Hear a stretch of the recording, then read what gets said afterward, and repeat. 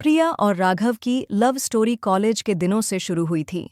दोनों एक दूसरे से बेइंतहा प्यार करते थे, या कम से कम राघव तो यही मानता था। प्रिया हमेशा हंसमुख, चुलबुली और सबकी फेवरेट थी, लेकिन उसकी जिंदगी में एक राज था जो राघव को कभी नहीं पता था। शहर के एक कोने में प्रिया का दूसरा बॉयफ्रेंड विक्रम उसका इंतजार कर रहा था। विक्रम एक जिम ट्रेनर था, जिसका रौबदार व्यक्तित्व और आकर्षक लुक्स प्रिया को अपनी ओर खींचते थे। राघव के साथ रिलेशनशिप में होने के बावजूद प्रिया विक्रम के साथ भी समय बिताती थी। उसका मानना था कि वह दोनों से बराबर प्यार करती है, लेकिन सच तो यह था कि वह अपनी जिंदगी में रोमांच चाहती थी। एक शाम राघव ने प्रिया को फोन किया।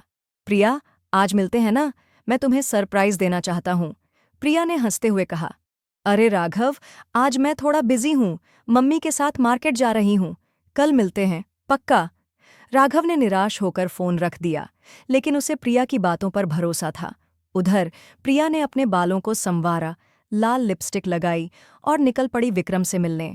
दोनों एक छोटे से कैफे में मिले, जो शहर के बाहरी इलाके में था, जहां कोई जानने वाला न आए। विक्रम ने प्रिया का हाथ थामा और कहा, तुम आज बहुत खूबसूरत लग रही हो। प्रिया मुस्कुराई और दोनों की बातें शुरू हो गईं।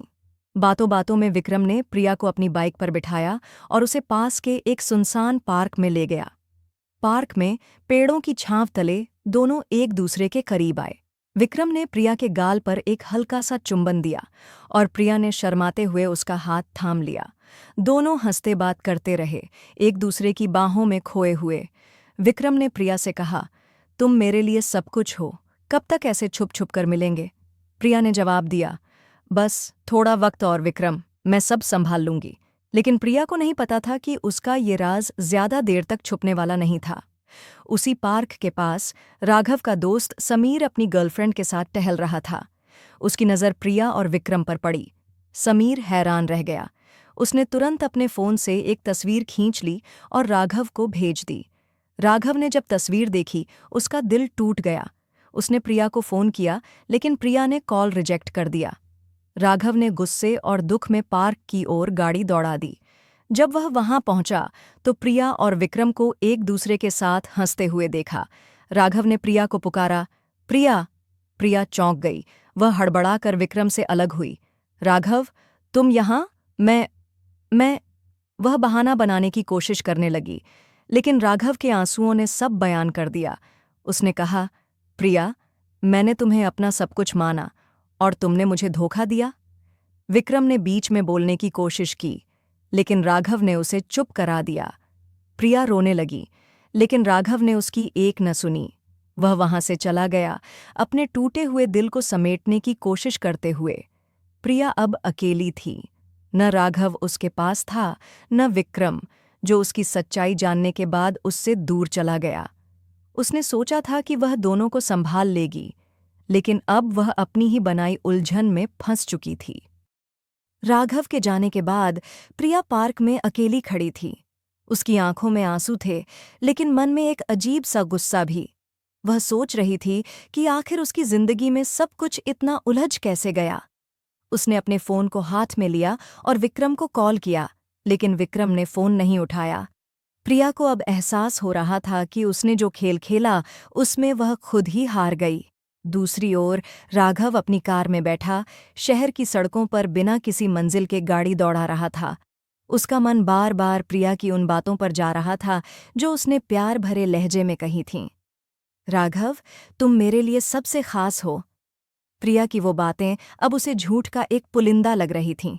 उसने गाड़ी एक सुनसान सड़क किनारे रोकी और अपने दोस्त समीर को फोन लगाया। समीर, मैं क्या करूं? प्रिया ने मेरे साथ ऐसा क्यों किया? राघव की आवाज में दर्द साफ झलक रहा था। समीर ने उसे समझाया, राघव, जो हुआ उसे भूल जा। प्रिया तुम्हारे लायक नहीं थी, तू उससे बेहतर डिजर्व करता है। लेकिन राघव का दिल मानने को तैयार नहीं था। उसने फैसला किया कि वह प्रिया से एक आखिरी बार बात करेगा, शायद कुछ जवाब मिल जाए। उधर प्रिया घर लौट आई थी। उसकी माँ ने उसके उदास चेहरे को देखकर पूछा, प्रिया, क्या बात है, तू ठीक तो है? प्रिया ने बहाना बनाया, हाँ मम्मी, बस थोड़ा सिरदर्द है। वह अपने कमरे में चली गई और बिस्तर पर लेटकर सोचने लगी। उसे राघव की याद आ रही थी।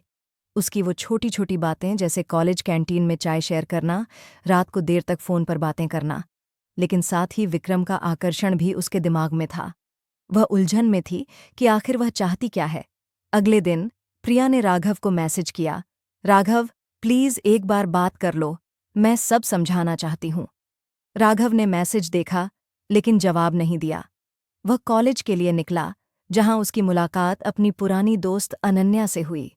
अनन्या ने राघव के चेहरे पर उदासी देखी और पूछा, राघव, सब ठीक है ना?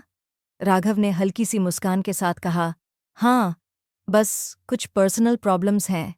अनन्या ने ज्यादा नहीं पूछा, लेकिन उसने राघव को कॉफ़ी के लिए इनवाइट किया। कॉफ़ी शॉप में अनन्या की हंसी और बेफिक्र अंदाज ने राघव का मन हल्का कर दिया। उसने पहली बार प्रिया के बिना हंसने की कोशिश की।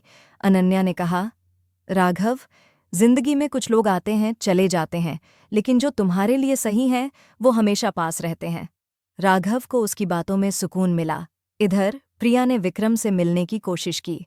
वह उसके जिम गई, लेकिन विक्रम ने उसे देखकर मुंह फेर लिया। प्रिया, तुमने मेरे साथ भी गेम खेला, मुझे नहीं चाहिए ऐसा रिश्ता, विक्रम ने साफ कह दिया। प्रिया के पास अब न राघव था न विक्रम।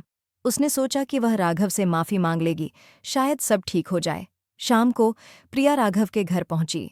राघव ने दरवाज़ा खोला, लेकिन उसकी आंखों में ठंडक थी। प्रिया ने रोते हुए कहा, राघव, मुझे माफ कर दो, मैं गलत थी, मैं तुमसे बहुत प्यार करती हूँ। राघव ने शांत स्वर में जवाब दिया, प्रिया, प्यार में धोखा नहीं होता, तुमने मेरा भरोसा तोड़ा, अब मैं तुम पर दोबारा भरोसा नहीं कर सकता। प्रिया रोते हुए वहां से चली गई। राघव ने दरवाज़ा बंद किया और एक गहरी सांस ली। उसे दुख था, लेकिन कहीं न कहीं उसे अपनी आज़ादी का एहसास भी हो रहा था। उसने अनन्या को मैसेज किया, थैंक्स, आज तुमने मेरा दिन बना दिया। कहानी यहीं ख़त्म नहीं होती। प्रिया को अपनी गलती का एहसास हुआ, लेकिन अब बहुत देर हो चुकी थी। राघव ने अपनी जिंदगी में आगे बढ़ने का फैसला किया, और अनन्या जैसी दोस्त की मौजूदगी ने उसे नई उम्मीद दी। प्रिया अब अकेले अपनी गलतियों के साथ जी रही थी, यह सोचकर कि काश उसने पहले सच्चाई को चुना होता।